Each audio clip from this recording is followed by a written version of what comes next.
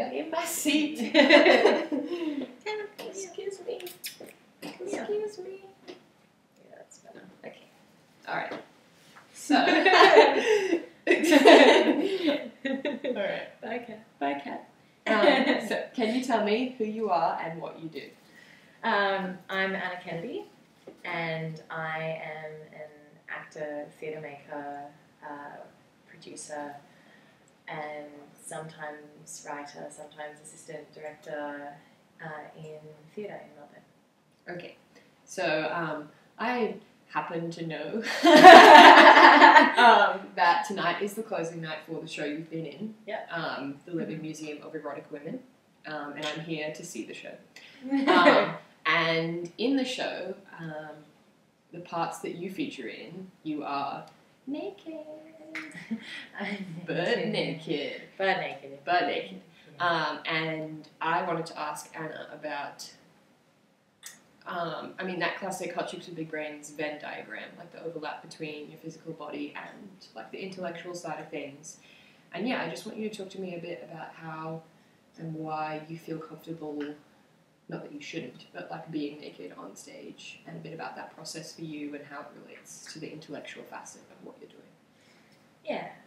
Well, I got cast as the Venus of Urbino, which is a 16th century portrait by Titian, who's one of the Italian masters.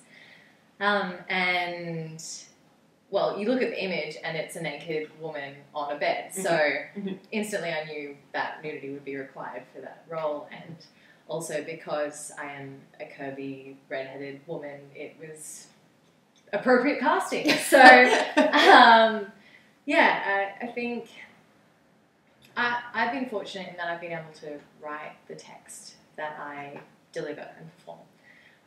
And part of my goal from the beginning was to, even though it's an image that is about the sexuality and the sensuality of that woman,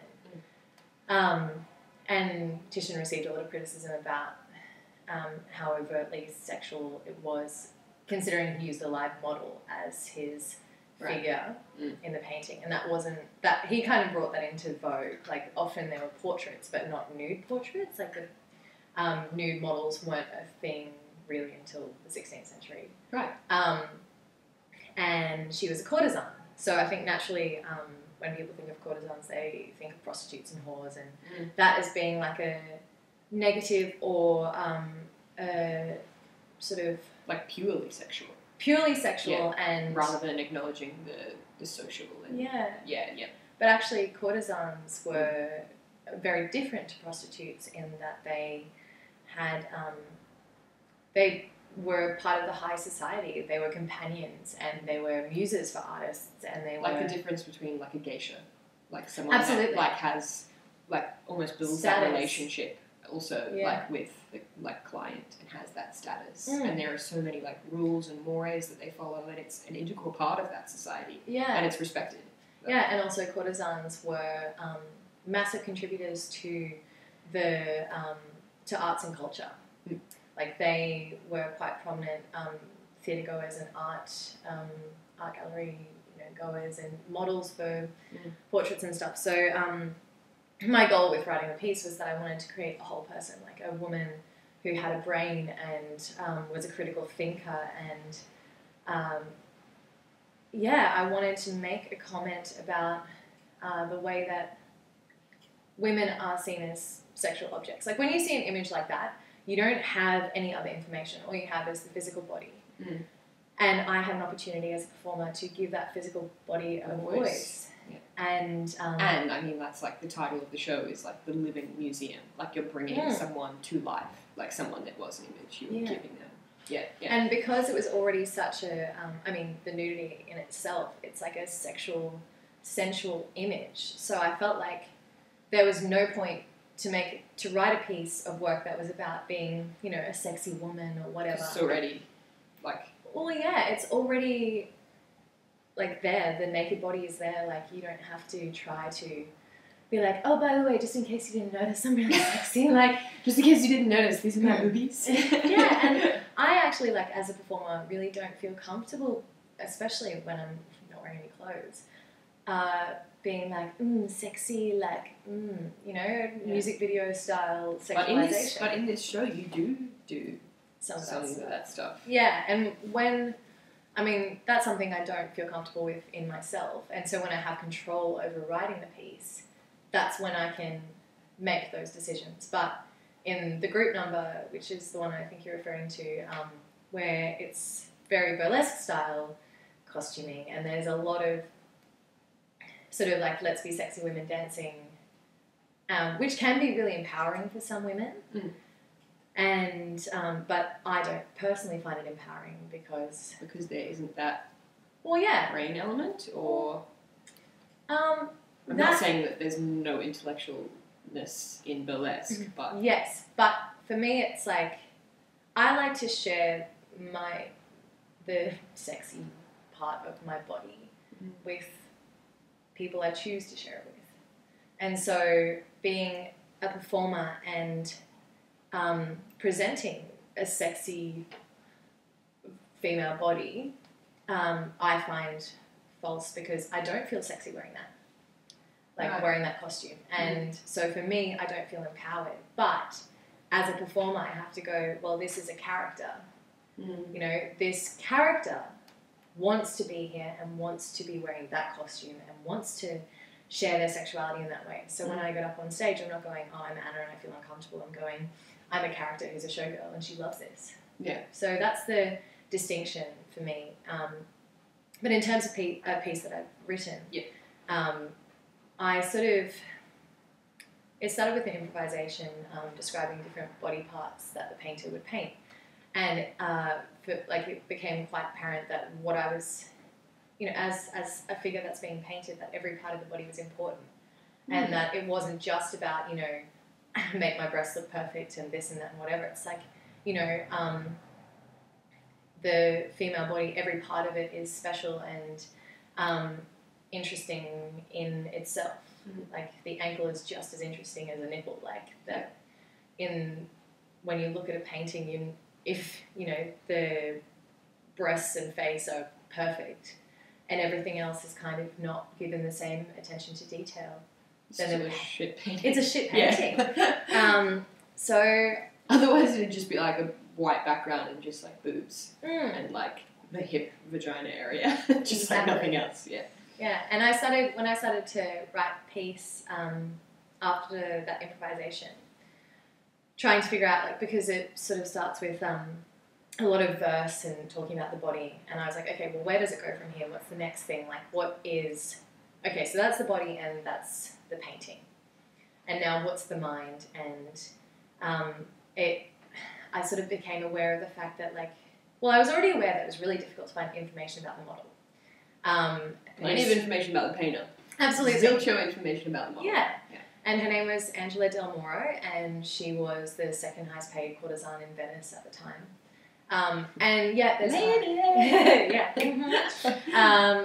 she was a businesswoman, and in that time, that's probably the most power you could have as a woman, is to be a courtesan and be paid to work, to experience, to go to parties. It's kind of and Amy Tan writes really well about the Chinese courtesans, about how they have to be really cunning business women, in terms of they know they have this decade of window where they can be a courtesan because they're young and beautiful enough, and they have to make investments, not only just with their money, but also make business relationships with men as well. Yeah. And it's amazing. Absolutely. Yeah.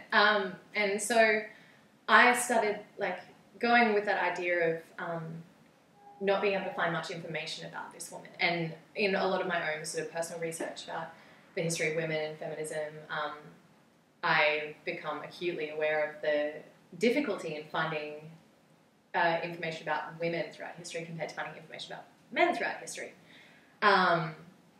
Because men were writing the histories, well, the majority of the time, 99.99% of the time. And I developed this character for this woman where she had a bit of perspective about the fact that she wasn't going to be remembered, compared to this amazing artist. Titian was an incredible painter, and he's going to be remembered forever.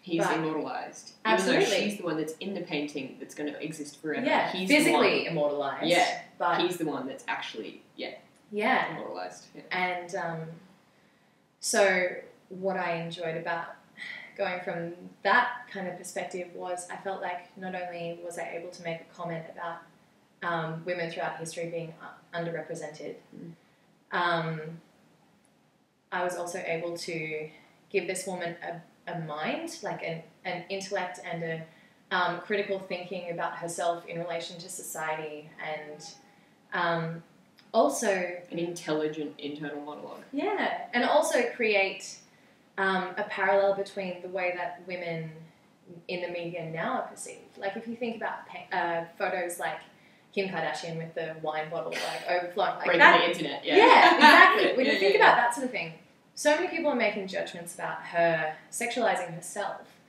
but that's a genius marketing strategy. Like, how many hits would that have gotten? And, like, personally, I wouldn't want to use my sexuality in that way for...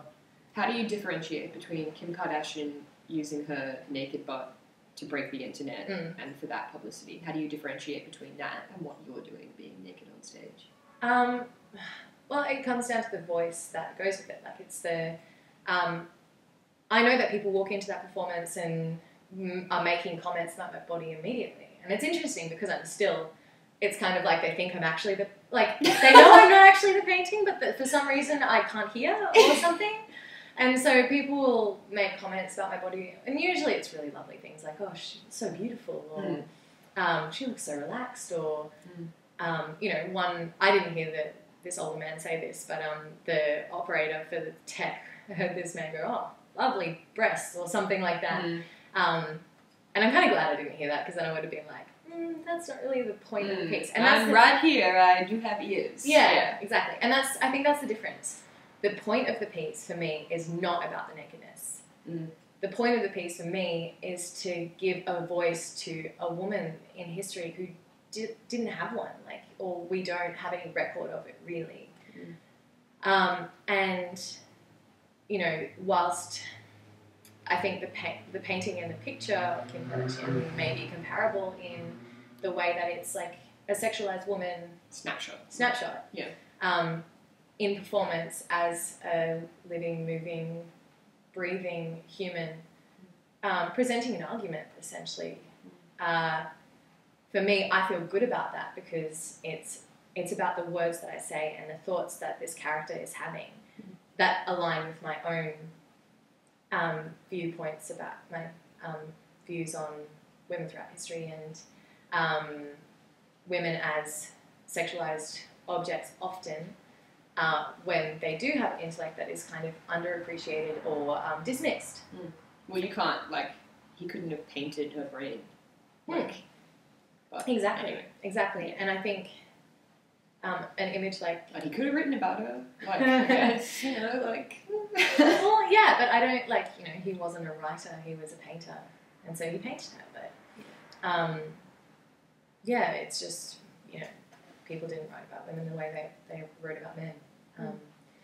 But Kim Kardashian releasing an image like that, or like I don't really know how many marketing PR people are sort of in the cogs of her existence, like sort of promoting that sort of stuff, that side of her. But like she's been incredibly successful from it.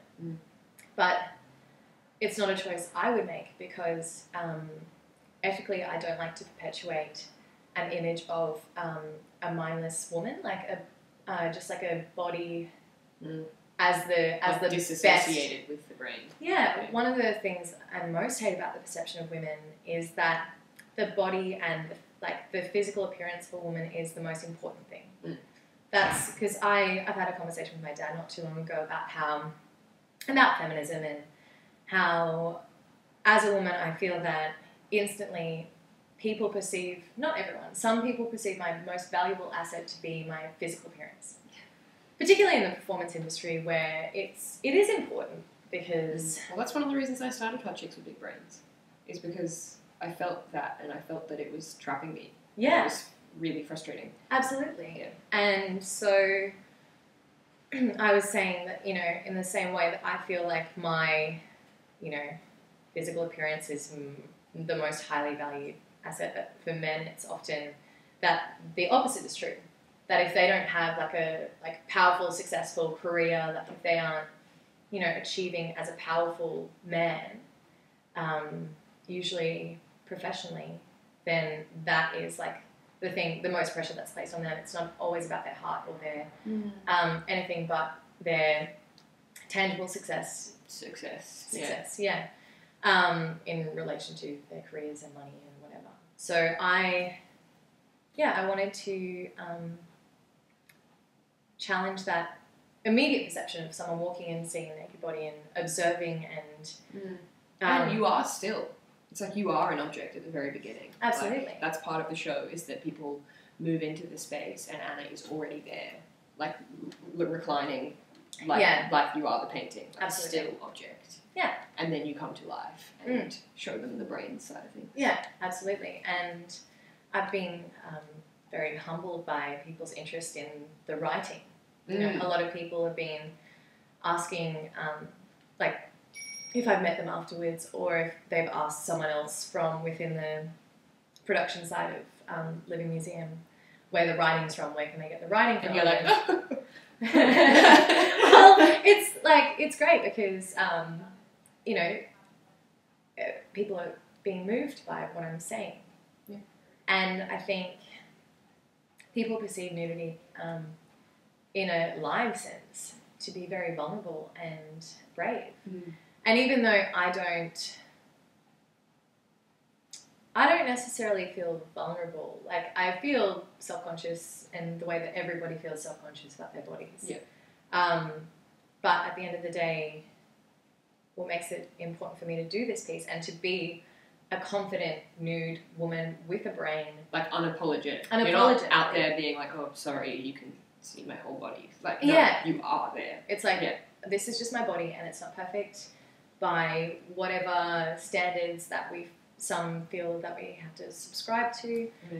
So if there's just like one woman in the audience who feels slightly less self-conscious about her own body after seeing that and going, oh, that woman can be beautiful and strong and confident in the skin that she's in, and her brain is the most interesting part about this performance. Yeah.